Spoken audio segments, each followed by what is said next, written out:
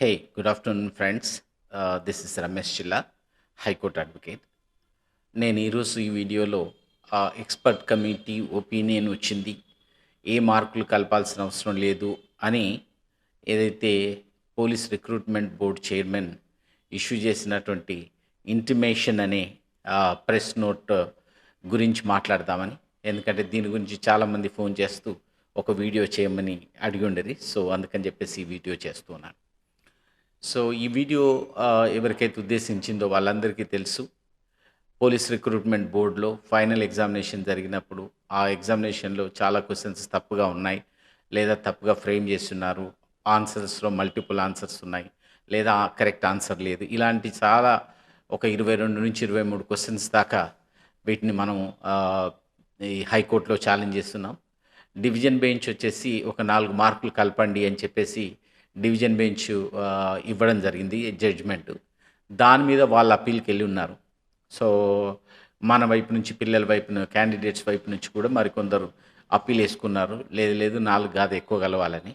So, మొత్తంగా division bench high court division bench ఏం చేస్తున్నారంటే, దాంట్లో మనకు జనవరి 4 రోజు 2024 రోజు writ appeal number 1089 of 2023 and బ్యాచ్‌లో ఏం లేదు, ఈ 12 క్వెషన్స్‌ని ఎక్స్‌పర్ట్ కమిటీకి రెఫర్ చేయండి. ఆ ఎక్స్‌పర్ట్స్ ఇంతకు ముందు ఉన్నటువంటి ఎక్స్‌పర్ట్ కమిటీలో భాగం కాని వాళ్ళు మాత్రమే ఉండాలి. అది ఉస్మానియాకి అప్పజెప్పండి అంటూ ఒక డైరెక్షన్ ఇవ్వడం జరిగింది. ఆ రిట్ అప్పీల్ మీద స్పెషల్ లీవ్ పిటిషన్ ఏసున్నారు సుప్రీంకోర్టులో. సుప్రీంకోర్టు అప్పుడు స్టే ఉండింది గనక ఆ స్టేని ఎత్తేసేసి ప్రొసీడ్ అవ్వండి రిక్రూట్మెంట్‌కి అని చెప్పి అప్పుడు డైరెక్షన్ ఇచ్చింది. మొన్న ఫైనల్ హియరింగ్ అప్పుడు హైకోర్టు ఇచ్చినటువంటి తీర్పులో ఏ తప్పు లేదు. కాబట్టి మేము ఆ తీర్పులో జోక్యం చేసుకోము. ఆ తీర్పులో ఏదైతే సజెస్ట్ చేసినట్టుగా దాన్ని ఎక్స్‌పర్ట్ కమిటీకి ఏసి వాటెవర్ 4 వీక్స్‌లో డెసిషన్ తీసుకోండి. అంటే ఏదైతే హైకోర్టు చెప్పిందో దాని ప్రకారం వెళ్ళండి అని చెప్పేసి వాళ్ళేసినటువంటి పోలీస్ రిక్రూట్మెంట్ బోర్డ్ ఏసినటువంటి స్పెషల్ లీవ్ పిటిషన్‌ని డిస్మిస్ చేయడం జరిగింది. అది మొన్న 9థ్ ఏప్రిల్ 2025 రోజు జరిగినది. అయితే 9థ్ ఏప్రిల్ జరిగితే ఇదిప్పుడు ఇదొచ్చేసి మే 4థ్ రోజు ఈ ఇది ఇవ్వడం జరిగింది ఇంటిమేషన్. అంటే ఆల్మోస్ట్ 9థ్ నుంచి మొదలుపెడితే బేసికల్‌గా సుప్రీంకోర్టు నుంచి జడ్జిమెంట్ కాపీ రావడానికి, ఎందుకంటే మనకు అంటే మన క్యాండిడేట్స్‌గా, ప్రైవేట్ పార్టీస్‌గా మనం ఏదైతే డైరెక్ట్‌గా వెబ్‌సైట్‌లోకెళ్ళేసి వెబ్‌సైట్‌లో మనకున్నటువంటి దీన్ని మన ఏంటి ఆర్డర్ కాపీ పెట్టున్నారా అని ఆ ఆర్డర్ కాపీని ప్రింట్ తీసుకొని మనం జనరల్‌గా పోయేసి police recruitment Bordeaux, public service commission దగ్గరికి పోయో ఇస్తూ ఉంటాం. అయితే అట్లా అఫీషియల్స్ అట్లా చేయరు. అథారిటీ అఫీషియల్ రెస్పాండెంట్స్ అట్లా చేయరు. వాళ్ళకేందంటే అఫీషియల్‌గా కమ్యూనికేషన్ రావాల్సిందే. అది ఎలా సుప్రీంకోర్టు నుంచి వీళ్ళకి రావాల్సిందే. సో, సుప్రీంకోర్టు నుంచి 9వ తారీఖు నాడు 9 ఏప్రిల్ రోజు వచ్చినటువంటి జడ్జిమెంట్ కాపీ రావడం కోసం నాకు ఫోన్ చేసినప్పుడు కూడా పిల్లలకు చెప్తూ ఉంటిని. అట్‌లీస్ట్ వారం 10 రోజులు ఈజీగా పడుతుంది అని. సో, ఆ లెక్కన కూడా 9థ్ రోజుకు అనుకుంటే కూడా 20థ్ అట్లా వచ్చి ఉండాలి. 20థ్‌కి వచ్చి ఉంటే వాళ్ళు ఉస్మానియా యూనివర్సిటీకి రాసి ఉండాలి. ఏమని? అయ్యా ఇది వస్తుంది, హైకోర్టు ఇలా తీర్పిచ్చున్నది. ఇలా రకరకాలైనటువంటి ప్రశ్నలున్నాయి. ఈ రకరకాలైన ప్రశ్నలకు సంబంధించినటువంటి ఎక్స్‌పర్ట్స్ మాకు కావాలి అని చెప్పేసి వీళ్ళకొక లెటర్ రాయాలి. రాస్తే వాళ్ళు యెస్ మేము ఎక్స్‌పర్ట్ కమిటీ ఇగో వీళ్ళు వీళ్ళు ఉన్నారు. మేము ఈ ఎక్స్‌పర్ట్ కమిటీని మేము కాన్స్టిట్యూట్ చేయగలము అని చెప్పేసి, అంటే ఆ ప్రొఫెసర్స్‌తోని కన్సెంట్ తీసుకున్న తర్వాత వాళ్ళకిస్తారు. అది ఇచ్చిన తర్వాత దెన్ పోలీస్ రిక్రూట్మెంట్ బోర్డ్ ఏ ఏ ప్రశ్నలకు ఏ ఏ సమాధానాలు మనం అంటున్నామో, ఏ ఏ సమాధానాలు బోర్డ్ అంటుందో, మనం ఏ ఏ పుస్తకాలు, ఏ అకాడమిక్ బుక్స్ మీద మనం ఆధారపడ్డామో, అట్లే బోర్డు దేని మీద ఆధారపడ్డదో వీటినన్నిటిని కలిపి అప్పుడు ఉస్మానియా యూనివర్సిటీకి ఇవ్వాలి. అంటే ఆ ఎక్స్‌పర్ట్ కమిటీకి ఇవ్వాలి. ఆ ఎక్స్‌పర్ట్ కమిటీ అప్పుడు వాటిని రివ్యూ చేసేసి కావాల్సిన ఇన్ఫర్మేషన్ మళ్ళీ తెప్పించుకొని ఒక నిర్ణయానికొచ్చేసి ఆ రిపోర్ట్‌ని పోలీస్ రిక్రూట్మెంట్ బోర్డ్‌కి ఇవ్వాలి. సో, ఇది ఎలా చూసినా అంటే 9వ తారీఖు వచ్చినటువంటి జడ్జ్‌మెంట్ 15 తారీఖో, 20 తారీఖో వాళ్ళ చేతికొచ్చినా ఇంకొక 4, 5 రోజులు లేదా వారం రోజులు మాక్సిమంలో పట్టినా మళ్ళీ ఇంకొక వారం రోజులని కూర్చొని ఇది చేసి వెరిఫై చేయడం ఎట్లా చేసినా మే 4థ్ అనేది చాలా అతి తక్కువ టైం. అంటే మీరు ఏప్రిల్ 9థ్ నుంచి తీసుకొని మే 4థ్ వరకు తీసుకున్నా అప్పటికి కూడా నెల రోజులు కాదు. సో, మొత్తంగా ఇది ఆదరబాదరగా జరిగినట్టు. అంటే దీని నుంచి మొత్తంగా ఏందంటే ఇది ఆదరబాదరగా జరిగినట్టు. అంటే లేదా మమ అనిపించడానికి తూతు మంత్రం అంటాం చూడండి. మమ అనిపించడానికి తూతు మంత్రంగా చేసినటువంటి ఎక్స్‌పర్ట్ కమిటీ ఒపీనియన్‌గా మనకు కనిపిస్తున్నది. సో, బట్ అసలు ఏం జరిగి ఉంటుంది? అంటే మనం 2 విషయాలను మాట్లాడుకుందాం. ఒకటేందంటే ఏం జరిగుంటది అనేది, ఆ జరిగిన దాన్ని మనం ఎలా తీసుకోవాలి? ఆ డాక్యుమెంట్స్ గానీ, రిపోర్ట్ గానీ ఎలా తీసుకోవాలి? 3 ఒకవేళ వాళ్ళు ఇవ్వకపోతే మనం ఏం చేయాలి? ఇగో వీటి మీద మనం మాట్లాడదాం. సో, ఇప్పుడు సరే తూతూ మంత్రంగా జేస్తున్నారు. అది ఎంత సీరియస్‌గా జేస్తున్నారు, ఎంత సీరియస్‌గా చేయలేదనే దాని మీద చాలా ఈజీగా కనిపిస్తూ ఉంది. ఓకే. ఇంకా రెండోది ఇప్పుడు నేను చాలామందికి సజెస్ట్ చేసిందేందంటే, మీరు ఇమ్మీడియేట్‌గా ఇప్పటికి ఎందుకంటే కోర్టు హాలిడేసే ఉన్నాయి కాబట్టి, ఈ జూన్ 8 దాకా హాలిడేస్ ఉన్నాయి. మీకందరికి తెలుసు ఆల్రెడీ. బట్ మళ్ళొకసారి ఇన్ఫార్మ్ చేద్దామని. జూన్ 8 దాకా హాలిడేస్ ఉన్నాయి. సో, జూన్ 9కి రీఓపెన్ ఉంది. సో, జూన్ 9 దాకా కోర్టుకు వెళ్ళడానికి లేదు గనక, ఈ జూన్ 9 వరకు నేను ఏం సజెస్ట్ చేయగలనంటే, మీరు ఒక అప్లికేషన్ ఫామ్‌ని ఒక లెటర్ మాదిరిగా అప్లికేషన్ ఫామ్‌ని ఒక రిప్రజెంటేషన్ అనుకోండి. దాన్ని ఒకటి బోర్డ్‌లో ఇవ్వండి. అయ్యా మీరు ఈ పలానా ఇంటిమేషన్‌ను 4థ్ మే రోజు ఇచ్చున్నారు. బోర్డ్‌లో ఏమి కలపాల్సిన మన ఏంటిది ఎక్స్‌పర్ట్ కమిటీ ఏమి కలపాల్సిన అవసరం లేదని చెప్పిన్నారు. ఏదైతే ఫైనల్‌కి 30థ్ మే 2023 రోజు ఇచ్చింది కరెక్ట్‌గానే ఉంది.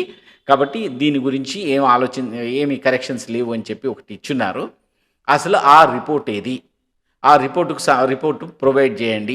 అది ఇచ్చిన రిపోర్ట్‌ని అని చెప్పేసి ఒకటి మీరు ఒక రిప్రజెంటేషన్ లాంటిది ఇవ్వండి. ఎంతమంది ఇస్తే అంతమంది. ఓ 10 మంది కలిసి ఒకదాని మీద సంతకం పెట్టుడు కాదు. మీరెంతమంది ఇక్కడ అవైలబుల్ ఉంటారో అంతమంది ఇచ్చే ప్రయత్నం చేయండి. రెండోది ఏం చేయండి అంటే, రైట్ టు ఇన్ఫర్మేషన్ యాక్ట్ కింద, ఆర్‌టిఐ కింద ఒక అప్లికేషన్ ఎయండి. ఏమని? ఈ బోర్డు అంటే మొత్తంగా అన్ని 4, 5 ప్రశ్నలు మీరెట్లా పెట్టుకుంటారో పెట్టుకోండి. ఒకటి ఏంటంటే, అసలు మీరు ఎక్స్‌పర్ట్ కమిటీకి మీకు అసలు జడ్జిమెంట్ కాపీ సుప్రీం కోర్ట్ నుంచి ఎప్పుడొచ్చింది? 2 మీరు ఉస్మానియా యూనివర్సిటీకి ఎప్పుడు ఎక్స్‌పర్ట్ కమిటీ కావాలి అని చెప్పి రాశారు? 3 ఎక్స్‌పర్ట్ కమిటీలు ఎవరెవరు ఉన్నారు? వాళ్ళ పేర్లేంటి? వాళ్ళకి సంబంధించిందేంటి? ఎందుకంటే ఇది పబ్లిక్ డాక్యుమెంట్. మీరు గుర్తుపెట్టుకోండి. దాన్ని మనకెందుకు ఇస్తారా అని ఎవరన్నా అంటూ ఉండవచ్చు మీకు తెలిసిన వాళ్ళు. వాళ్ళెందుకు ఇస్తారు అట్లా. ఇది పబ్లిక్ డాక్యుమెంట్. ఇదేదో వట్టిగానే సీక్రెట్ డాక్యుమెంట్, కాన్ఫిడెన్షియల్ డాక్యుమెంట్ కాదు. సో, కాబట్టి వాళ్ళకి మనకివ్వాల్సింది. సో, అందులో ఎవరెవరు ఉన్నారు? 3 అసలు ఏ డాక్యుమెంట్స్ వాళ్ళకు మీరు ఇచ్చున్నారు? తర్వాత లాస్ట్ ప్రశ్న. సో, ఎక్స్‌పర్ట్ కమిటీ రిపోర్ట్ ఏంటి? ఆ రిపోర్ట్‌కు వాళ్ళు చూపెట్టినటువంటి కారణాలు. అంటే ఇది కరెక్ట్ ఆన్సరు, లేదా ఇది కరెక్ట్ క్వెషన్ ఫ్రేమింగు అని చెప్పడానికి వాళ్ళు సమర్పించినటువంటి ఫైనల్ రిపోర్ట్ ఏంటి? వీటిని మీ ఇష్టం ఉన్నట్టు అడగండి. ఇవి గాక మీ మదికొచ్చినవి కూడా అడగవచ్చు. ఏదైనా అడగచ్చు. మీకు తెలుసు ఆర్‌టిఐ కింద ఒక్క రూ. 10 పెట్టితే సరిపోతుంది. అది పోస్టల్ ఆర్డరా, ఆన్‌లైనా ఏదో కట్టేసి చేయవచ్చు. ఇది కూడా మీరు చేయాల్సిన అవసరం ఉన్నది. ఎందుకంటే మనకి ఎలాగో హాలిడేస్ ఈ రోజు నుంచి లెక్క కట్టిన ఇవాళ 11వ తారీఖు అంటే కూడా ఆల్మోస్ట్ నెల రోజులు ఉన్నట్టు లెక్క. సో, కాబట్టి ఇది తీసుకోండి. ఇది అక్కడ ఒక రిప్రజెంటేషన్స్ లాంటిది ఇవ్వడము, ఒకటి ఇది ఆర్‌టిఐ లాంటిది ఇవ్వడం. ఇవి 2 గనక చేసినట్లయితుంటే ఓకే. దేర్ ఇస్ సంథింగ్ అంటే కొంత ఏదో పిల్లలు వట్టిగానే ఏదో ఎక్స్‌పర్ట్ కమిటీ ఇచ్చింది. ఏమాత్రం తప్పులేమీ లేవు. ఉన్నది కరెక్ట్‌గానే ఉంది అని చెప్పితే ఊరుకునేటట్టు లేరు అనేది ఒక భావం అనేది ఏర్పడుతది. ఇది మీరు చేయాల్సిన అవసరం ఉన్నది. అర్జెంట్‌గా చేయాల్సినది ఇంతకుముందు చేయకపోయినట్లయితే. ఇక మరి ఏం చేయవచ్చు? కోర్ట్ ఓపెన్ తర్వాత ఏం చేయవచ్చు? నిజానికి ఏంటంటే నేను అంటే సింగిల్ జడ్జ్ దగ్గర మనం హైకోర్టులో వేసినప్పటి నుంచి ఈ క్వెషన్‌లలో చూస్తున్నాం కదా! మనకు మినిమమ్‌లో మినిమమ్ ఒక 4, 6, 7 అంటే కొన్ని క్వెషన్స్‌ని ఏంటంటే సుప్రీం కోర్టులు ఆల్రెడీ జడ్జిమెంట్లు ఇచ్చిన విషయం ఏంటంటే, ఎప్పుడన్నా క్వెషన్‌ను తేల్చడానికి వీలు లేనప్పుడు దాన్ని ఎగ్జామినర్ ఎవడైతే పేపర్ సెట్ చేసిండో వాళ్ళకు ఇచ్చేసేయాలి. వాళ్ళు ఏది కరెక్ట్ అంటే అది కరెక్ట్. అలా కాకుండా ఇది తప్పు, ఇది కరెక్టు అని మనం కరెక్ట్‌గా చెప్పగలిగిన వాటిని మాత్రం తప్పకుండా వాళ్ళు కలపాల్సిందే. సో, ఇట్లా అంటే ఇప్పుడు మనం 23, 24 క్వెషన్స్ చెప్పినప్పటికీ కూడా లాస్ట్‌కి 12 క్వెషన్స్ మీద కోర్ట్ కన్విన్స్ అయింది డివిజన్ బెంచ్. కన్విన్స్ అయ్యి ఆ 12 క్వెషన్స్‌ని రెఫర్ చేయమన్నది. ఈ 12 క్వెషన్స్‌ని రెఫర్ చేయమన్నప్పుడు వీళ్ళు రెఫర్ చేయొచ్చు. రెఫర్ చేస్తే ఒక్క క్వెషన్ కూడా కలవకపోవడం అనేది అసలు ఎట్టి కోశాన కరెక్ట్ కాదు. నేను ఈ ఈ సందర్భంగా మీలో ఎవరన్నా జూనియర్ పంచాయత్ సెక్రటరీ 2018లో జరిగిన ఎగ్జామ్‌ను 19లో ఛాలెంజ్ చేసినాం. దాంట్లో కూడా చాలా ప్రశ్నలు తప్పుండే, ఇంగ్లీష్‌ను ట్రాన్స్‌లేట్ చేయలేదని. దాంట్లో కూడా ఒక్క ప్రశ్నకు కూడా సమాధానం అది తప్పు లేదు, అన్నీ కరెక్టే చేసున్నారని కూడా రిపోర్ట్ ఇచ్చినారు. ఆ రిపోర్ట్‌ని మేము మళ్ళీ ఛాలెంజ్ చేసాం. ఛాలెంజ్ చేస్తే మొన్న కూడా ఇంకా నడుస్తూ ఉండింది. దాంట్లో ఒక ప్రశ్న మీరు రాసిన వాళ్ళు ఉంటారు కాబట్టి, ఏటి ఆ 2:1 120 లీటర్స్ ఆల్కహాల్‌ను వాటర్ కలిస్తే ఆల్కహాల్ వాటర్ 2:1 రేషియోలో 120లో ఉంటే 2:3లో గనక మార్చినట్లయితుంటే వాటర్ క్వాంటిటీ ఎంత అని ఉంటుంది క్వెషన్. దాంట్లో ఎంత బ్లండర్ అంటే దాంట్లో రిపోర్ట్ ఇచ్చున్నారు మనకు ఆ జేపీఎస్ దాంట్లో మనకు చాలా స్పష్టంగా కనిపిస్తది. 120 అనేదే ఆన్సర్ అని చెప్పేసి. కానీ వాడు 120 ఇంకోటి 140 కూడా ఆన్సరే ఉంది అని చెప్పేసి రాసుకొనొచ్చున్నాడు. నేను చెప్పాను 140 ఆన్సర్ అయ్యేది లేనే లేదు. ఎందుకంటే నాకు కూడా కొంత మ్యాథమెటిక్స్ తెలుసు. నేను ఇంజినీరింగ్ చేస్తున్నాను కాబట్టి అని కూడా నేను జడ్జి గారి దగ్గర వాదన చేస్తున్నాను. దాంట్లో ఎట్టి కోసైనా 140 అయితే మీరు మేము వెంటనే ఈ రిట్ పిటిషన్ మేము విత్‌డ్రా చేసుకుంటాం. మాకేమీ అవసరం ఏమీ లేదు. కానీ ఇది 120 మాత్రమే ఆన్సర్ అవుతది. వాళ్ళు కావాల్సి 140 కూడా అని చెప్తున్నారని చెప్పాం. దాని మీద జడ్జి గారు ఎక్స్‌పర్ట్‌ని కూడా వాళ్ళు పిలుచుకొనొచ్చున్నారు. వాళ్ళు పిలుచుకొనొచ్చి కూడా చేసున్నారు. ఆయన ఎక్స్‌ప్లనేషన్ తీసుకున్నారు. బట్ నేను స్ట్రాంగ్‌గా ఖండించున్నాను. అంటే ఇక్కడ నేను చెప్పే పాయింట్ ఏంటంటే, ఎక్స్‌పర్ట్ కమిటీలు కూడా అంటే అకాడమిషియన్స్ కూడా అధికారుల ఏమంటాం మాట విని వాళ్ళు ఏది చెప్తే, "ఏం లేదు సార్ మీరేమిస్తారో ఇవ్వండి. ఒక్క క్వెషన్ కూడా మార్కులు కలపొద్దు" అని అంటే వినేటువంటి పరిస్థితి మనకు అక్కడ జీపీఎస్‌లో కనిపించింది జూనియర్ పంచాయత్ సెక్రటరీ దాంట్లో. ఇప్పుడు మళ్ళీ ఈ పోలీస్ రిక్రూట్‌మెంట్ బోర్డ్‌లో కనిపిస్తున్నది. కాబట్టి మనం ఇచ్చిన రిపోర్టును అదే ఫైనల్ అనుకోవడానికి, అదే కరెక్ట్ అనుకోవడానికి లేదు. ఓకే. 2 దాన్ని ఒకవేళ రిపోర్ట్‌ని కరెక్ట్